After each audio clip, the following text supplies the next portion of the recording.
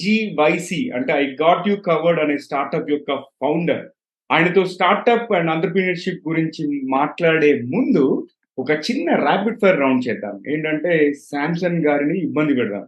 So Samson నేను నాకు తోచిన పదాలు చెప్తాను. మీరు వాటికి సంబంధించి ఏ విషయం మీకు మైండ్‌లో మీ బుర్రలోకి వస్తే అది షేర్ చేయండి ఎక్కువ ఆలోచించకుండా. రెడీయా మీరు? Done. Let's do that. Okay. So first word వచ్చేసి favourite day. Favorite day?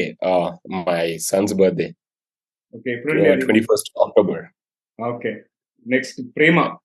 Wife, Anusha. పక్కనే ఉన్నారా ఏంటి?